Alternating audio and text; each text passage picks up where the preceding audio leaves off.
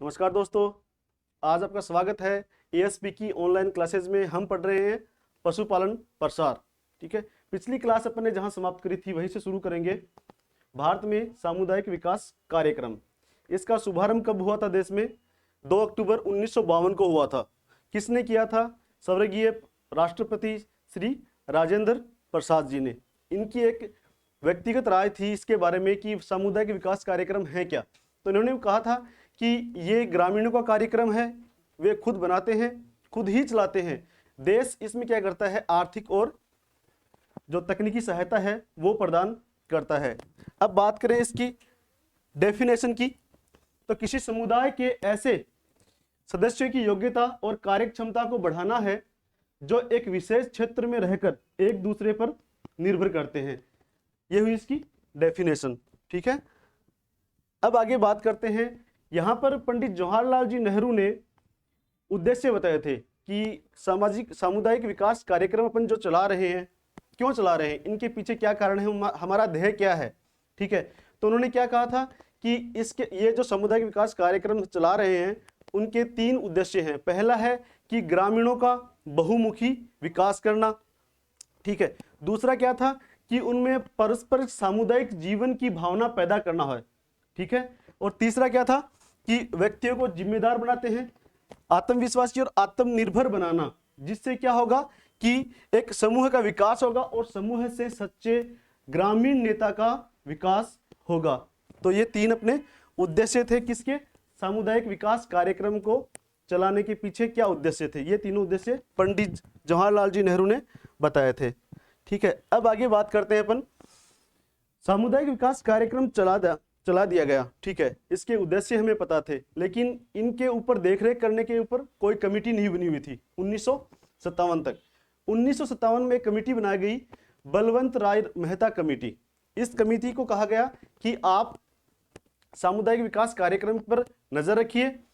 तो इन्होंने क्या किया, एक त्रिस्तरीय लेयर बनाई। सामुदायिक विकास कार्यक्रम को 3 स्तरों में बांट दिया और उन पर क्या किया कि 2 अक्टूबर 1959 को इसका शुभारंभ हुआ। ठीक है, और शुभारंभ किसकी प्रेजेंस में हुआ? 2 अक्टूबर 1959 को। ठीक है, त्रिस्तरीय व्यवस्था, सामुदायिक विकास कार्यक्रम में त्रिस्तरीय व्यवस्था का निर्माण किसने किया? बलवंत राय मेहता कमेटी ने। ठीक है, त्रिस्तरीय सामुदायिक विकास कार्यक्रम की संरचना बनाई और इसका शुभारंभ हुआ देश में 2 अक्टूबर 1959 में। और किसने किया?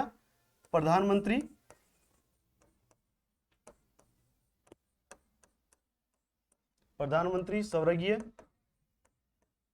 श्री जवाहरलाल नेहरू ने।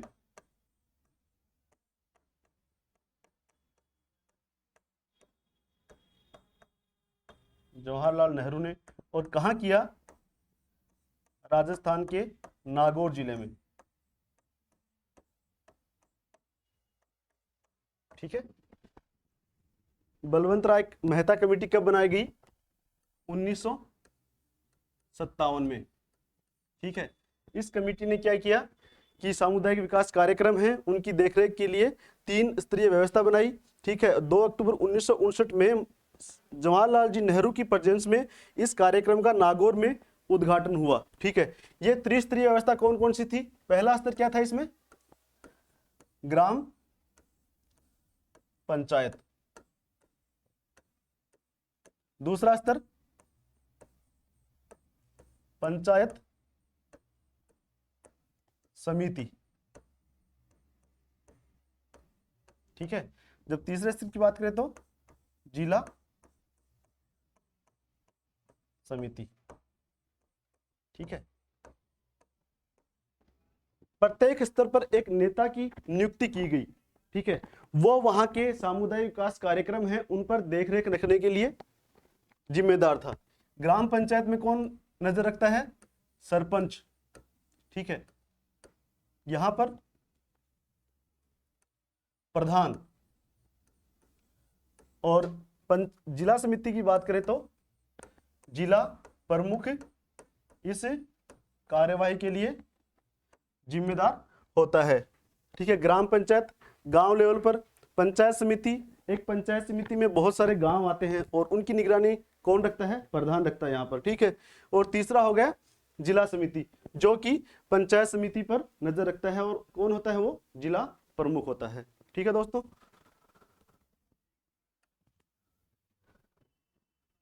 और इसी त्रिस्तरीय व्यवस्था को क्या कहा गया था? पंचायती राज, ठीक है।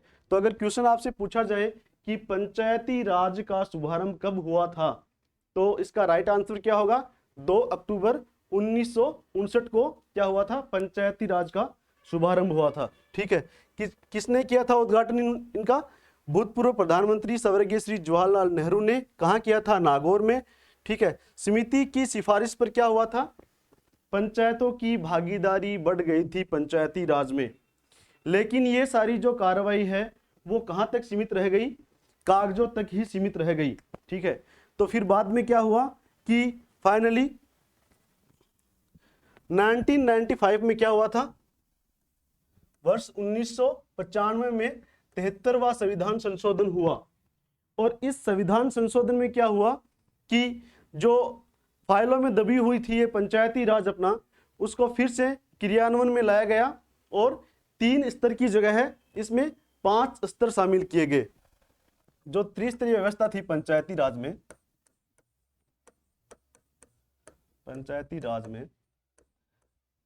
त्रिस्तरीय व्यवस्था को 3 से क्या किया? 5 स्तर, ठीक है, 5 स्तर बना दिए गए, ठीक है। दूसरा क्या हुआ? कार्यकाल जो था,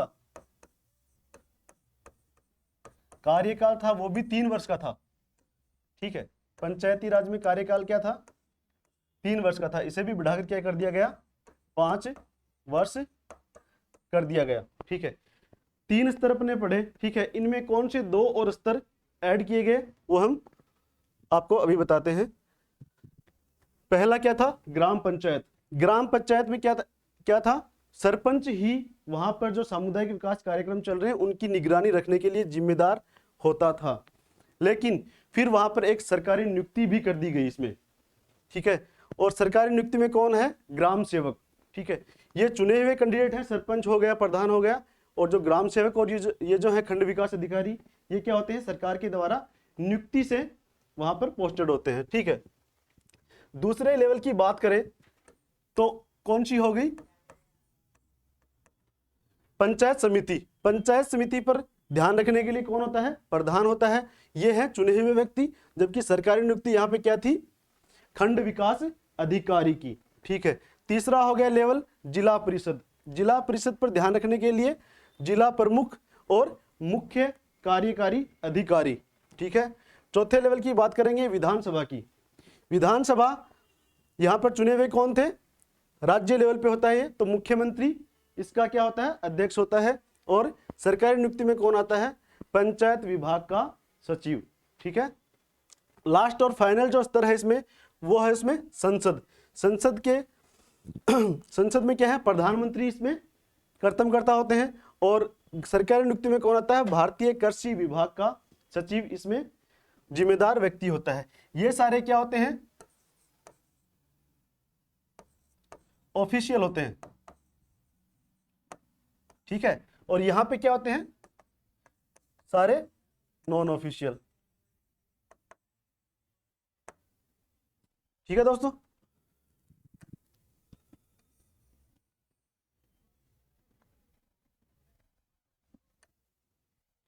अब बात करते हैं हम पंचवर्षीय योजनाओं की। ये योजनाएं कब बनाई गई, क्यों बनाई गई, इनके पीछे क्या उद्देश्य थे, ये सारे अभी हम चर्चा करेंगे। पहली पंचवर्षीय योजना कब बनाई गई थी? 1951 से 56 में बनाई गई थी। ये योजनाएं क्यों बनाई गई थी? ताकि उस समय जो ग्रामीण पिछड़ा भारत था उसके विकास के लिए वहां रोजगार के साधन अवेलेबल कैसे करवा सकते हैं, ठीक है। और विकास की जो धीमी गति थी देश की, उसको बढ़ाने के लिए, ठीक है। प्रत्येक 5 साल में इन जो योजनाएं हैं इन पे निगरानी रखते थे कि कौन सी योजना सुचारू रूप से चल रही है और कौन सी नहीं चल रही है, ठीक है। तो पहली जो पंचवर्षीय योजना है वो चली थी 1951 से 56 में। इसी के साथ में क्या हुआ था कि एक योजना आयोग बनाया गया था, ठीक है। योजना आयोग बनाया गया था प्रधानमंत्री जवाहरलाल जी नेहरू के द्वारा, और वो योजना आयोग क्या करता था, जो सारी योजनाएं हैं ये पंचवर्षीय योजनाएं, उन पर निगरानी रखने के लिए जिम्मेदार था। ठीक है। और योजना आयोग कब बनाया गया था? 15 मार्च 1950 को क्या हुआ था, इसकी स्थापना हुई थी। किसकी? योजना आयोग की।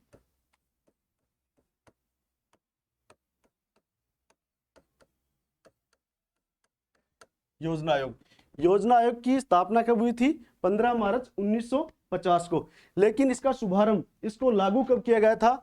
पहली पंचवर्षीय योजना के दौरान ही इसको लागू किया था। और वो डेट क्या है? इस योजना आयोग की शुरुआत कब करी गई थी? 1 अप्रैल 1951 को। ठीक है। तो दो तरह से इसमें क्वेश्चन बन रहे हैं कि योजना आयोग की शुरुआत कब हुई थी? 1 अप्रैल 1951 को, जबकि योजना आयोग की स्थापना कब हुई थी? 15 मार्च 1950 को। ठीक है। पहली पंचवर्षीय योजना के दौरान ही अपनी यह है योजना आयोग भी सुचारू रूप से शुरू कर दी गई थी। ठीक है। पहली पंचवर्षीय योजना बताई मैंने। दूसरी क्या है? 1956 से 61 के 5 साल के लिए। फिर तीसरी पंचवर्षीय योजना थी वो 1961 से 66 के बीच चली थी। अब दोस्तों इसके बीच में क्या आ रहा है? एक प्लान हॉलीडे आ रहा है। अब ये प्लान हॉलीडे क्या है? प्लान हॉलीडे कब जो पंचवर्षीय योजना चल रही थी पूर्व में, उनको रोक दिया गया था। और उसके पीछे भी एक बहुत ही स्टिक कारण था। क्या था? कि उस दौरान क्या चल रहा था? भारत और पाकिस्तान का युद्ध चल रहा था। और उस युद्ध के दौरान क्या हुआ कि देश को बहुत ही आर्थिक नुकसान हुआ था। और उस नुकसान की वजह से, और सरकार भी चेंज हुई थी, तो इस दोनों बातों को ध्यान में रखते हुए इसको क्या किया गया था? 3 साल के लिए लॉक कर दिया गया था। ठीक है। जो भी अपनी प्रायोरिटीज थी सामुदायिक विकास कार्यक्रम को सुचारू रूप से चलाने के लिए, उनको लॉक कर दिया गया। और 3 साल के लिए क्या किया? अनाउंस किसका किया? Plan holiday. ये प्लान हॉलीडे, एक तो कारण मैंने बताया कि युद्ध चल रहा था। दूसरा क्या था कि तीसरा जो पंचवर्षीय योजना थी वो क्या हुई? फेल हो गई थी। ठीक है। क्योंकि वार चल रहा था, देश में युद्ध चल रहा था। ठीक है। फेल हो गई। तो दोबारा से इस पर पुनर्विचार करने के लिए भी ये 3 एक वर्षीय प्लान हॉलीडे चले थे। 1966 से 67, 67 से 68 और 68 से 69। ठीक है। इस तरह से इसे प्लान हॉलीडे डिक्लेयर किया गया। इसके आगे क्या है? चौथा पंचवर्षीय योजना कब हुई थी? 1969 से 74 के बीच। पांचवी 74 से 78 के बीच। यहां पे क्या हुआ था? मोरारजी देसाई थे अपने प्रधानमंत्री। उन्होंने ये जो पंचवर्षीय योजना चल रही थी उन पर दोबारा से पुनर्विचार के लिए और उसमें कुछ नया ऐड करने के लिए इन्होंने क्या किया था? इसको रोलिंग प्लान घोषित किया था। कौन से वर्ष को? 1978 से 79 और 79 से 80। ठीक है। तो रोलिंग प्लान कब चला था? 1978 से 80 के बीच रोलिंग प्लान था। दोस्तों इसमें एक और इंपॉर्टेंट क्वेश्चन है कि कौन सी ऐसी पंचवर्षीय योजनाएं हैं जो सिर्फ 4 साल के लिए चली थी? तो इसमें क्या ऑप्शन आएगा? 5वीं पंचवर्षीय योजना है, वो सिर्फ 4 साल के लिए चली थी। ठीक है। बाकी सारी पंचवर्षीय योजनाएं जो हैं वो पूरी 5 साल चली है। ठीक है। तो एक क्वेश्चन हो गया कि 5वीं पंचवर्षीय योजना जो है वो 4 साल के लिए ही लागू की गई थी।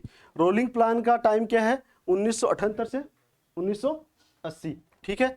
छठी पंचवर्षीय योजना हो गई 80 से 85। 7वीं 1985 से 90 हो गई। फिर आया एनुअल प्लान। ये भी दोस्तों इसी वजह से लागू किया गया था, जो अपना जो गोल था विकास का वो पूरा अचीव नहीं हो रहा था। तो इसकी कहाँ खामियां रह गई हैं उनको ढूंढ निकालने के लिए और उनको दूर करने के लिए क्या किया गया था? रोलिंग प्लान, एनुअल प्लान का ऐलान किया गया था। और उसकी अवधि क्या थी? 1990 से 92, 2 साल के लिए। ठीक है। फिर इसी तरह से 8वां, 9वां और 12 और 13वीं जो पंचवर्षीय योजना है वो चली थी 2017 से लेकर 22 तक। ठीक है। इसमें देखो आपको याद करने के लिए एक ट्रिक है। तीसरी पंचवर्षीय योजना, 5वीं पंचवर्षीय योजना और 7वीं पंचवर्षीय योजना, इन तीनों के जस्ट बाद में क्या आया था? प्लान हॉलिडे, रोलिंग प्लान और एनुअल प्लान, HRA। ठीक है, क्या है ये? तीसरी पंचवर्षीय योजना के बाद में क्या आया था? Holiday plan, plan holiday. पांचवी पंचवर्षीय योजना के बाद में क्या आया था? Rolling plan. ठीक है, और सातवीं पंचवर्षीय योजना के बाद में क्या आया था? Annual plan. ठीक है, कौन सी ऐसी पंचवर्षीय योजना है जो सिर्फ 4 साल के लिए लागू की गई थी? वो है अपनी पांचवी पंचवर्षीय योजना। योजना आयोग का गठन कब किया गया था? 15 मार्च 1950 को किया गया था। इसे लागू कब किया गया था? पहली पंचवर्षीय योजना के दौरान। ठीक है, 1 अप्रैल 1951 को। अब बात करते हैं भारत के ग्रामीण विकास कार्यक्रम। ठीक है, ग्रामीण विकास कार्यक्रम भारत में कब से शुरू हुआ था? आजादी से पहले की बात है तो पहला हुआ था गुड़गांव योजना, या अगर पहले की बात करें तो इसको बोलेंगे गुड़गांव योजना। ठीक है, अभी गुड़गांव का नाम बदल के क्या कर दिया गया है? गुरुग्राम योजना। ठीक है, और ये कब चालू हुआ था? 1920 में। ठीक है, अगर क्वेश्चन बनता है कि भारत में पहला ग्रामीण विकास कार्यक्रम कौन सी सन में शुरू किया गया था, तो वो हो गया आंसर 1920 में। कहां शुरू किया गया था? गुड़गांव में। और ये किसका उद्देश्य क्या था? इसका उद्देश्य की अगर बात करें हम तो था ग्रामोत्थान। ठीक है, ग्रामीण लोगों के जीवन शैली, उनका जीवन स्तर, ठीक है, और आर्थिक स्थिति को ऊंचा करने के लिए ये लागू किया गया था। अब हम बात करते हैं कि जो ग्रामीण विकास के लिए जो योजनाएं चली गई थी भारतीय उत्थान के लिए, गांव के उत्थान के लिए, ठीक है, वो कौन कौन सी थी? तो इसमें दोस्तों क्या है? पहली योजना है ग्राम आधार योजना, इसको बोलते हैं कि विलेज स्कीम। ठीक है, ये कब लागू की गई थी? अगस्त 1952 में चालू की गई थी। ठीक है, दूसरा है सामुदायिक विकास कार्यक्रम। हो सकता है आपको हिंदी में न देकर इंग्लिश में पूछा जाए, तो इसको बोलते हैं कम्युनिटी डेवलपमेंट प्रोग्राम। ठीक है, ये लागू किया गया था 2 अक्टूबर 1952 को। किसके साथ में? सामुदायिक विकास कार्यक्रम, अभी अपने टॉपिक पढ़ा है, 2 अक्टूबर 1952 को इसको लागू किया गया था। फिर है राष्ट्रीय प्रसार योजना, वो जो सामुदायिक विकास कार्यक्रम के 1 साल बाद में लागू की गई थी, 2 अक्टूबर 1953 को। ठीक है, इसके बाद में क्या आया था? पंचायती राज आया था, जो हम लोगों ने अभी पढ़ा है। 2 अक्टूबर 1959 में इसका शुभारंभ हुआ था। कहाँ? नागौर में हुआ था। ठीक है, इसके आगे बात करें हम, समग्र गो वंश विकास कार्यक्रम कब चला था? 1965 में इसका शुभारंभ हुआ था। इसके आगे बात कर रहे हैं हरित क्रांति। अलग अलग क्षेत्र में किसी भी चीज को बढ़ावा देने के, जैसे दूध के विकास या दूध जो डेयरी बोर्ड है उसके विकास के लिए क्या चला था? सफेद क्रांति चली थी। ठीक है, लाल क्रांति किसके लिए चली थी? मांस और टमाटर के लिए चली थी। वैसे ही ये हरित क्रांति है, ये चली थी फसलों के लिए, कृषि के विकास के लिए चली थी। और ये कब चालू की, शुरुआत कब हुई थी इसकी? 1966 में इसकी शुरुआत हुई थी। ठीक है, ऑपरेशन फ्लड, NDDB क्या है? National dairy development board. ठीक है, डेयरी विकास के लिए एक बोर्ड का गठन किया गया था। इसने क्या किया था? Operation flood. ये भी क्या है दोस्तों? दूध से संबंधित एक क्रांति है, जो कब शुरुआत की गई थी इसकी? 1970 में इसकी शुरुआत की गई थी। ठीक है, अब बात करते हैं कृषि विज्ञान केंद्र। ये कब स्थापित किए गए थे? 1974 में पहला कृषि विज्ञान केंद्र स्थापित किया गया था। कहाँ? तमिलनाडु। तमिलनाडु में भी कहाँ पर? पुडुचेरी में। ये है इंडिया लेवल की बात है। ठीक है, अगर हम बात करें राजस्थान में पहला कृषि विज्ञान केंद्र कहाँ था, तो फतेहपुर सीकर में इसकी स्थापना की गई थी। ठीक है, और 1976 में इसको स्थापित किया गया था। अब तक राजस्थान में कितने कृषि विज्ञान केंद्र हैं? वो हैं 42। कृषि विज्ञान केंद्र का उद्देश्य क्या था? कि वहां जो कृषि है वो कितना मतलब उपज दे रही है, मिट्टी है वहां की वो उपजाऊ कितनी है, उसमें कौन से तत्व की डेफिशिएंसी कमी है। ठीक है, तो इन सब चीजों में सुधार करने के लिए क्या किया गया था? कृषि विज्ञान केंद्र है उसकी स्थापना की गई थी। ठीक है, क्वेश्चन क्या बनता है इसमें कि राजस्थान में पहला कृषि विज्ञान केंद्र कहां स्थापित किया गया था और कौन सी सन में स्थापित किया गया था? या फिर दूसरा अगर क्वेश्चन बनता है तो क्या बनता है, राजस्थान में अब तक कितने कृषि विज्ञान केंद्र हैं, तो ऑप्शन क्या होगा आपका करेक्ट 42, 42, ठीक है 42 कृषि विज्ञान केंद्र। ठीक है दोस्तों, यह है ट्रेनिंग और विजिट सिस्टम 1974 में शुरुआत की गई थी। इसमें क्या था कि ग्रामीण लेवल पर जो भी कृषि अधिकारी नियुक्त किए गए हैं वो वहां पर इंडिविजुअली व्यक्तिगत व्यक्तियों से जाकर मिलेंगे, उनकी समस्याएं सुनेंगे और उनको निवारण करेंगे, और उनको जो खेती में नई टेक्निक जो है, खेती में नई टेक्निक जो है उनसे खेती में तकनीकी विकास का प्रशिक्षण, ठीक है विजिट और प्रशिक्षण देना ही इस सिस्टम का काम था। और कब स्थापित किया गया था, 1974 में इसको स्थापित किया गया था। अब दोस्तों इसके बाद में क्या हुआ था, एकीकृत ग्रामीण विकास कार्यक्रम, जिसको शॉर्ट फॉर्म में क्या बोलते हैं, IRDP, इंटीग्रेटेड रूरल ग्रामीण डेवलपमेंट विकास और प्रोग्राम कार्य, कब शुरू हुआ था, 1978 में शुरू किया गया था। इसी प्रकार training of rural youth for self employment कब शुरू किया गया था, 15 अगस्त 1979 को किया गया था। ठीक है, इसी प्रकार कुछ और है, राष्ट्रीय ग्रामीण रोजगार योजना कब आई थी, 1980 में आई थी। राष्ट्रीय कृषि अनुसंधान परियोजना, नेशनल एग्रीकल्चर रिसर्च प्रोग्राम 1980 में।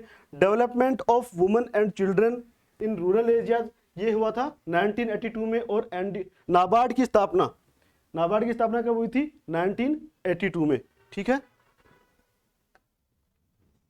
आगे बात करें राष्ट्रीय साक्षरता मिशन, इसका उद्देश्य क्या था, 15 से 35 वर्ष की आयु, 35 वर्ष की आयु के सभी व्यक्तियों को, चाहे वो महिला हो चाहे वो पुरुष हो, सभी को आखर ज्ञान करवाना, मतलब पढ़ना, कम से कम पढ़ना और लिखना आना चाहिए उनको। ठीक है, ये कब चालू किया गया था, 1988 को किया गया था। ठीक है, राजीव गांधी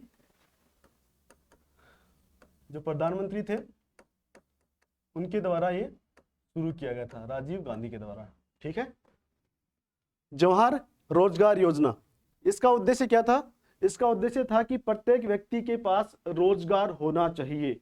ठीक है, ये इसका उद्देश्य था। और शुरू कब की गई थी, 1989 में इसको शुरू किया गया था। ठीक है, भारत के कृषि मंत्रालय के अधीन पशुपालन, डेयरी और मत्स्य पालन की स्थापना करी गई थी। किसके अंतर्गत, भारत के कृषि मंत्रालय के अंतर्गत। ठीक है, वो कब किया गया था, 1991 में। मिड डे मील क्या है, स्कूल में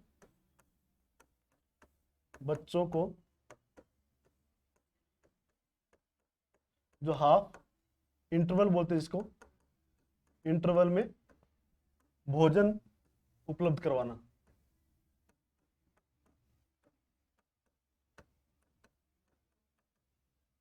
ठीक है, स्कूल के टाइम में जब इंटरवल का टाइम होता है तो बच्चों को वहां पर भोजन उपलब्ध करवाना ही इस मिड डे मील स्कीम का उद्देश्य था। और ये कब लागू की गई थी, 15 अगस्त 1995 में। ठीक है, भाजपा के द्वारा।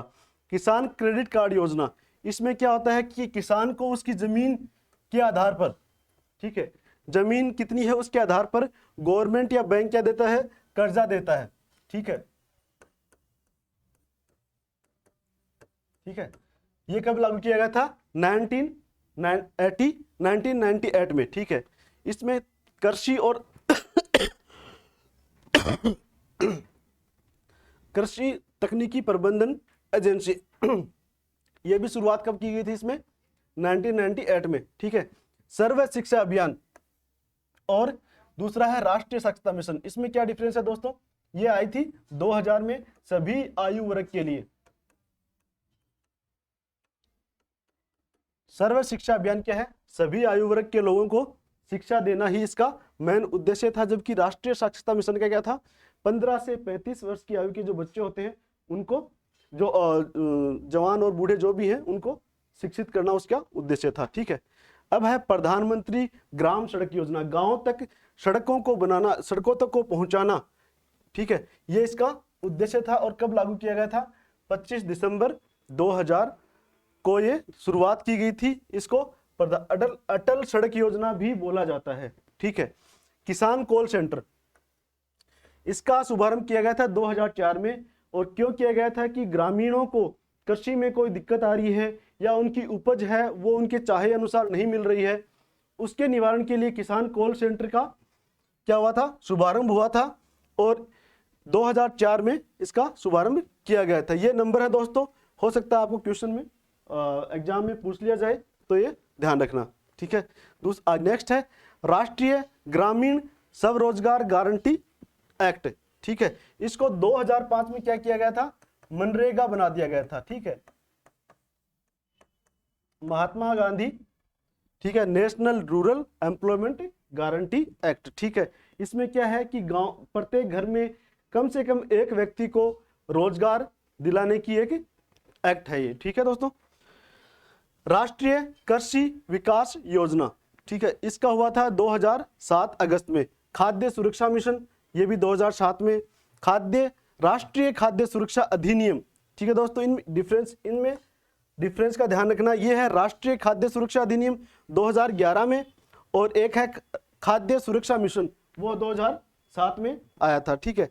राष्ट्रीय जनधन योजना 2014 में इसका शुभारंभ किया गया था, ठीक है। अब बात करते हैं मन की बात, सब जानते हैं, ठीक है। और ये शुरुआत किसने करी थी, प्रधानमंत्री नरेंद्र मोदी जी ने इसकी शुरुआत करी थी। कब, अक्टूबर 2014 को, ठीक है। राष्ट्रीय गोकुल मिशन, इसमें क्या है, सभी जो स्वदेशी गायें हैं, स्वदेशी जो गायें हैं उनका संवर्धन करना ही इसका उद्देश्य था, और वैज्ञानिक विधि से उनका विकास करना, ठीक है। इसका शुभारंभ कब हुआ था, जुलाई 2014 को, ठीक है। नीति आयोग, जैसा कि मैंने योजना आयोग मैंने बताया था आपको, उस योजना आयोग को नीति आयोग में किसके द्वारा बदला गया था, पीएम के द्वारा, जो मोदी जी हैं उनके द्वारा इसको योजना आयोग से बदलकर नीति आयोग किया गया था। और कब किया गया था दोस्तों, 1 जनवरी 2015 को इसको नीति आयोग में बदल दिया गया था, ठीक है। डीडी किसान चैनल, मई 2015 में इसका शुभारंभ हुआ था। और लास्ट है प्रधानमंत्री फसल बीमा योजना। दोस्तों, जो भी फसल किसान के द्वारा बोई जाती है, वो किसी न किसी अकाल हो गया या फिर ओलावृष्टि होगी, उसकी वजह से उसको नुकसान होता है, तो उसकी बीमा करवाने के लिए कि अगर नुकसान हो गया तो वो किसान का नुकसान नहीं होगा, वो किसका होगा, सरकार का नुकसान होगा। इसके लिए क्या चलाई गई थी, प्रधानमंत्री फसल बीमा योजना, 2015 में इसकी शुरुआत की गई थी। ये था दोस्तों अब तक का जो भी इंपॉर्टेंट सामुदायिक विकास कार्यक्रम और जो योजनाएं चली गई थी वो सारा इसमें इंक्लूड है, ठीक है दोस्तों। ये है नीति आयोग। अभी अपने पढ़ा 1 जनवरी 2015 को इसकी स्थापना हुई थी। स्थापना कब हुई थी, 1 जनवरी 2015 को पीएम श्री नरेंद्र मोदी के द्वारा योजना आयोग को बदलकर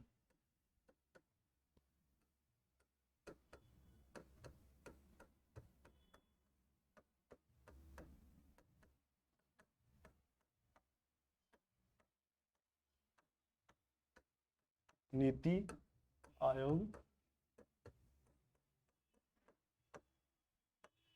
रखा गया,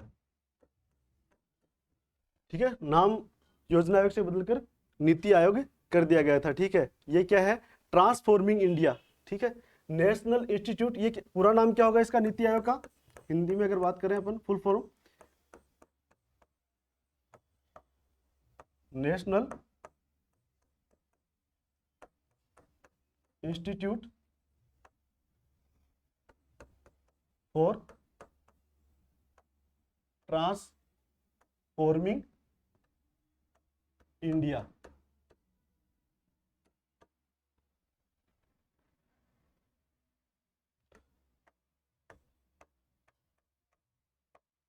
परिवर्तित भारत के लिए राष्ट्रीय संस्थान। ठीक है, ये इसका हिंदी में हो गया। इसका हेडक्वार्टर कहाँ है दोस्तों? इसका है न्यू दिल्ली में। ठीक है, इसकी प्रेसिडेंट कौन है? अभी बताया मैंने, पीएम तत्कालीन कौन है? श्री नरेंद्र मोदी। ठीक है, इसके डेप्यूटी प्रेसिडेंट या चेयरमैन जो होते हैं, सब चेयरमैन कौन है? राजीव कुमार। ठीक है, और इसके सीईओ क्या बोलते हैं? मुख्य कार्यकारी अधिकारी, चीफ एग्जीक्यूटिव ऑफिसर कौन है?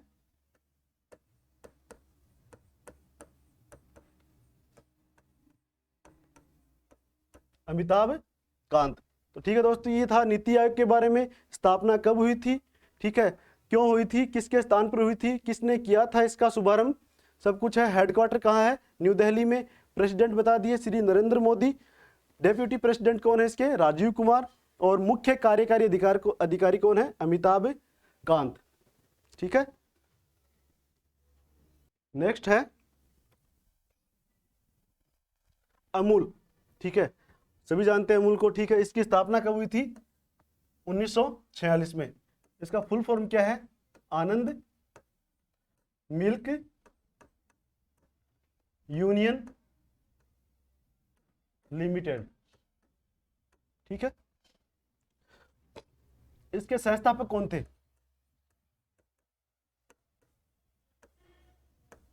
संस्थापक कौन थे?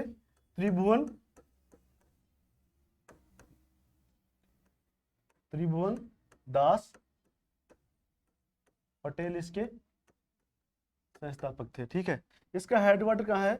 आनंद, गुजरात में इसका हेडक्वार्टर है। ठीक है, डेयरी क्षेत्र में उभरती हुई एक कंपनी है। ठीक है, अब नेक्स्ट की बात करते हैं अपन, एनडीडीबी। ठीक है, एनडीडीबी का जो स्थापना कब हुई थी? स्थापना हुई थी 1965 में। ठीक है, फुल फॉर्म क्या है इसकी? एन से नेशनल डेयरी डेवलपमेंट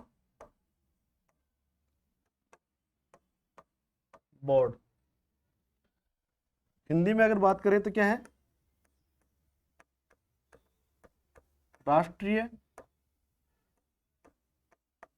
डेयरी विकास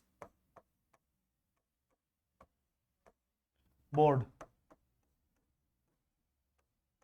ठीक है दोस्तों, इसके जो संस्थापक थे वो थे वर्गीज कुरियन। संस्थापक कौन थे? वर्गीज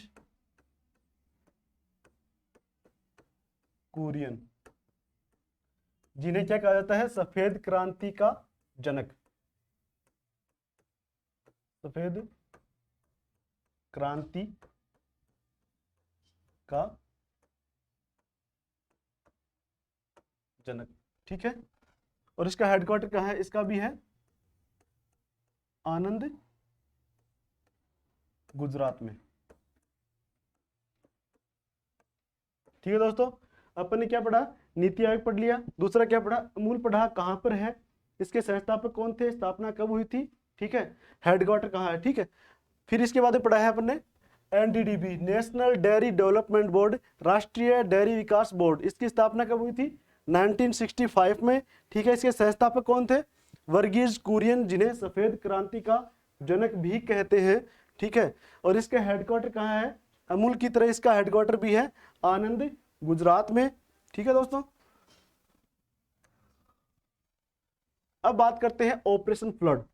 ठीक है, ये क्या है? डेयरी विकास कार्यक्रम से संबंधित एक योजना है। ठीक है, और ये किसके द्वारा रन करी गई थी? एनडीडीबी के द्वारा। ठीक है, ये क्या है? योजना क्या है? विश्व की सबसे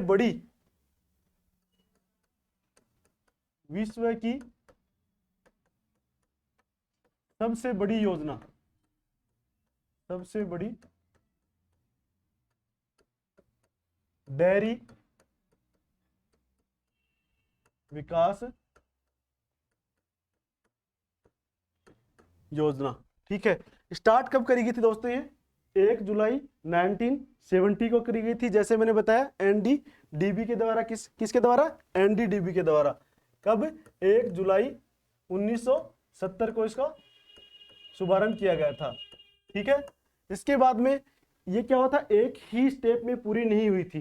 ठीक है, इसमें अलग अलग टाइम लगा था, उनको 3 भागों में बांट दिया गया। ठीक है, तो पहली स्टेप कौन सी थी? 1970 से 80 के बीच में पहला चरण इसका पूरा हुआ था। पहला चरण कंप्लीट कब हुआ था? अगर आपको पूछा जाए एग्जाम में कि जो ऑपरेशन फ्लड है उसका पहला चरण कौन से साल में कंप्लीट हुआ था, तो क्या आएगा ऑप्शन में साथ में? 1970 से 80 के बीच में इसका पहला चरण पूरा हुआ था। ठीक है, इसी तरह इसका दूसरा चरण कब पूरा हुआ था?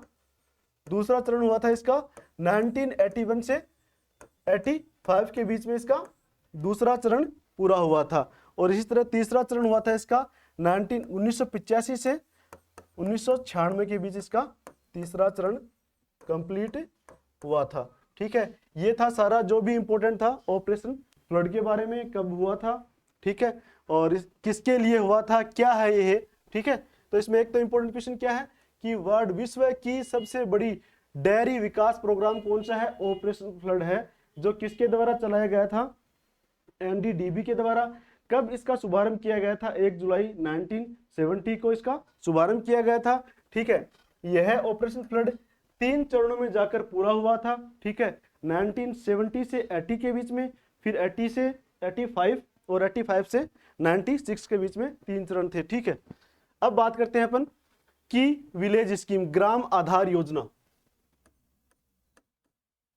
ग्राम आधार योजना।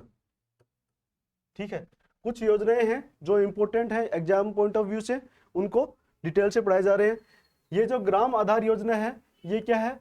सभी जो भी स्कीम चली थी उन सभी की माता। ठीक है, तो क्या बोलते हैं इसको? Mother of all scheme.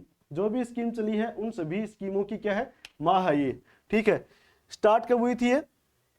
1952 को। ठीक है, इसका उद्देश्य क्या था? उद्देश्य क्या था? To prepare the stud bull. Stud bull कौन से? जो मैटिंग के लिए काम में लेते हैं उन क्या बोलते हैं? Stud bull. ठीक है, तो स्टड बुल को तैयार करना। ठीक है, और जो आर्टिफिशियल कृत्रिम गर्भाधान है उसको बढ़ावा देना। ठीक है दोस्तों, तो उद्देश्य की बात करें क्या लिखेंगे अपन हिंदी में कि स्टड बुल जो है, स्टड बुल को तैयार करना, पहला ऑब्जेक्टिव। ठीक है, और दूसरा क्या है कि कृत्रिम गर्भाधान,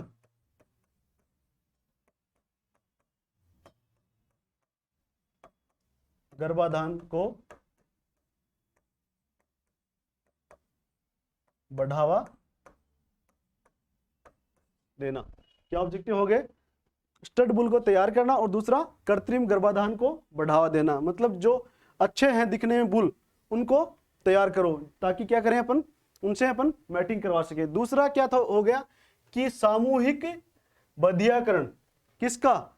जो भी बेकार के बुल हैं, जो क्वालिटी वाइज अच्छे नहीं है, जिनकी ग्रोथ अच्छी नहीं है। ठीक है, जिनके रिजल्ट है प्रोजेनी टेस्टिंग के द्वारा किया हो, कैसे भी किया हो, उनके रिजल्ट अच्छे नहीं आ रहे हैं। ठीक है, तो उनको क्या बोलते हैं? स्क्रब बुल, जो किसी काम के नहीं है। ठीक है, ना तो उससे खेती जोत सकते हैं अपन, ना उनसे बच्चे पैदा कर सकते हैं। ठीक है, ऐसे बुल्स कौन से हो गए? स्क्रब बुल बोलते हैं उनको। ठीक है, और उन सभी बुल्स का एक साथ बंधियाकरण करना क्या बोलते हैं? ग्रुप स्टरलाइजेशन, सामूहिक बंधियाकरण। सामूहिक बंधियाकरण। बंधियाकरण दोस्तों क्या होता है कि उन्हें बच्चे पैदा करने की जो क्षमता होती है उनको नष्ट कर देना, उनके टोटल सेक है उनको क्रश कर देना, ताकि वो भविष्य में अवांछित जो बच्चे पैदा कर सकते हैं वो ना करें। ठीक है, तो उनको बोलते हैं स्क्रब बुल, और इनको बंधियाकरण कर देते हैं। इसमें एक इंपॉर्टेंट पॉइंट है दोस्तों, वो ध्यान रखना। आईसीडीपी ठीक है। ICDP क्या है? इंटीग्रेटेड केटल डेवलपमेंट प्रोग्राम, ठीक है। एकीकृत गो विकास कार्यक्रम, ठीक है। तो ये क्या था कार्यक्रम? ये KVS जो ग्राम आधार योजना है, इसको क्या किया गया था 1965 में, इसका नाम है वो चेंज कर दिया गया था और क्या रखा गया था? एकीकृत गोवंश विकास कार्यक्रम, ठीक है। तो ये नोट लगा करके आप याद रखना, ठीक है। तो अपन ने क्या पढ़ा? ग्राम आधार योजना, ठीक है। कब शुरू की गई थी? 1952 में। इस योजना को क्या बोलते हैं? सभी जो स्कीम है उनकी माता बोलते हैं, ठीक है। इस योजना का उद्देश्य क्या था? योजना देखकर नाम पढ़कर आपको आइडिया नहीं होगा। इस योजना का उद्देश्य था कि जो भी स्टड बुल हैं उनको तैयार करना, ठीक है। अच्छी क्वालिटी के बुल तैयार करना, उससे क्या होगी? अच्छी प्रोजेनी, जो उनकी संतति है वो अच्छी मिलेगी अपने को।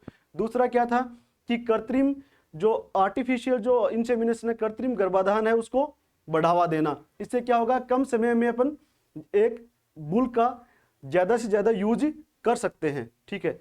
तीसरा क्या था कि इसमें जो किसी काम के बुल नहीं है, जो बच्चे पैदा करने के लायक बुल नहीं है, जिनको स्क्रब बुल बोलते हैं, उनका सामूहिक स्टरलाइजेशन करना, ठीक है। और इसका नाम KVS का ग्राम आधार योजना का नाम क्या किया गया था बाद में 1965 में? इंटीग्रेटेड केटल डेवलपमेंट प्रोग्राम, ठीक है। अब बात करते हैं राष्ट्रीय गोकुल मिशन, ठीक है। इसकी शुरुआत कब करी गई थी? 28 जुलाई 2014 को इसकी शुरुआत की गई थी, ठीक है। और इसमें क्या था? इसका उद्देश्य बताया गया है दोस्तों। क्या उद्देश्य था इसका? कि स्वदेशी गायों का संरक्षण, ठीक है, और उनसे क्या है? उनकी वैज्ञानिक विधि से उनका विकास करना, ठीक है। संरक्षण के क्यों करते हैं दोस्तों?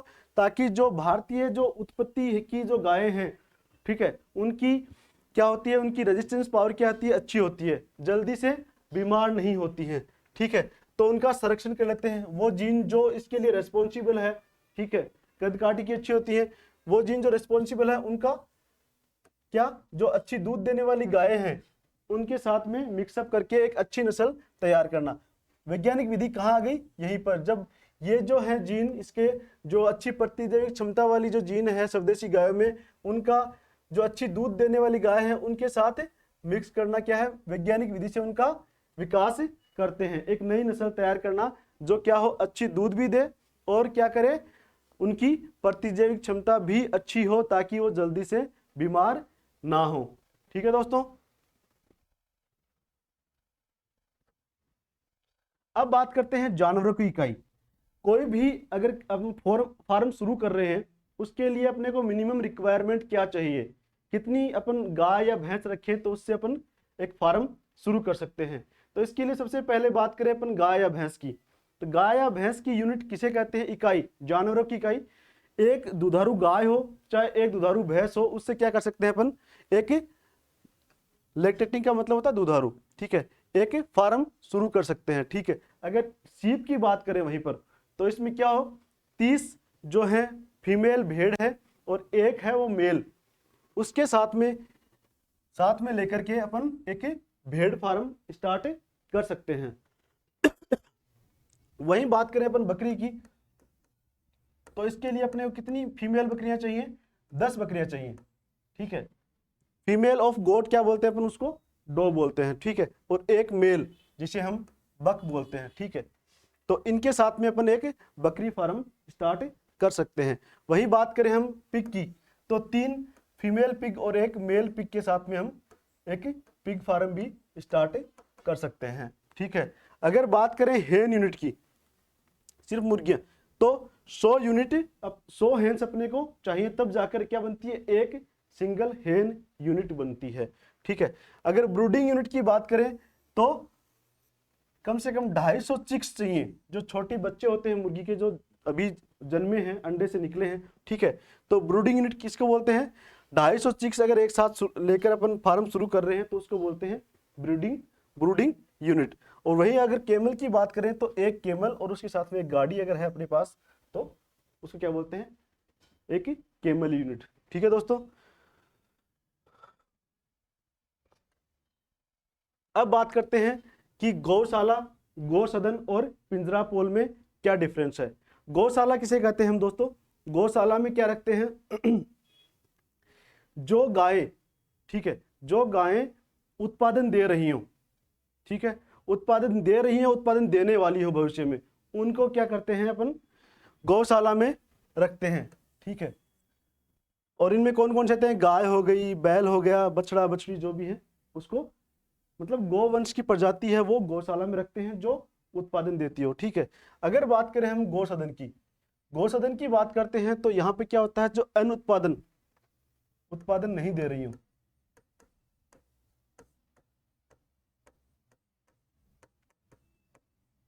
जो भी पशु जो उत्पादन नहीं दे रही हैं उनको कहाँ रखते हैं, गौ सदन में। इसमें कौन कौन से एनिमल रख सकते हैं अपन, जो भी डिजीज एनिमल हैं, जो चलने फिरने में काबिल नहीं है, ठीक है, उनको अपन किस में रखते हैं, गौ सदन में रखते हैं। और ये गौ सदन कहाँ होते हैं, ये दूर जंगलों में बनाए जाते हैं। और ये जो एनिमल्स इनमें रखते हैं वो किस पर आश्रित होते हैं, या तो जमीन पर उगी हुई घास पर आश्रित होते हैं, या इनको खाने के लिए चारा उपलब्ध करवाया जाता है। ठीक है, अब बात करते हैं अपन पिंजरा पोल की। तो गायों के अलावा जो भी नस्ल हो, जो भी प्रजाति हो गई, ठीक है, भैंस की बात करें, ऊंट करें, घोड़ा, कुछ भी करें, वो किस में रखते हैं, पिंजरा पोल में। ठीक है दोस्तों, तो इन तीनों में डिफरेंस आपको पता लग गया। गौशाला और गौसदन में क्या डिफरेंस है, कि गौशाला में क्या रखते हैं, जो उत्पादन देने वाले जो जानवर हैं वो भी गोवंश के, ठीक है, उनको रखते हैं अपन गौशाला में। ठीक है, गौसदन की अगर बात करें तो वहां पे जो उत्पादन नहीं मिल रहा उन एनिमल से, जो बीमार हैं, जो चलने फिरने के लायक नहीं है, उनको कहाँ रखते हैं अपन, गौ सदन में रखते हैं। और उनको खाने में क्या मिलता है, या तो वहां जो उगी हुई घास होती है वो, या फिर सूखा चारा उनके खाने के लिए अवेलेबल करवाया जाता है। ठीक है, और ये कहाँ पर ही स्थित होते हैं, कहाँ बनाए जाते हैं गौसदन, तो वो बनाए जाते हैं दूर जंगलों में, दूर जंगलों में।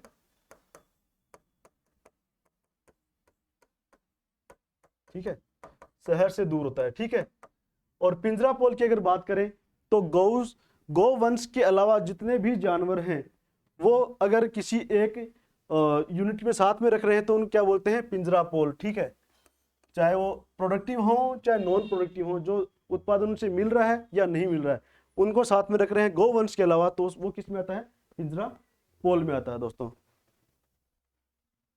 ठीक है दोस्तों, आज तक के लिए इतना ही। ठीक है, नेक्स्ट क्लास में पढ़ते हैं आगे।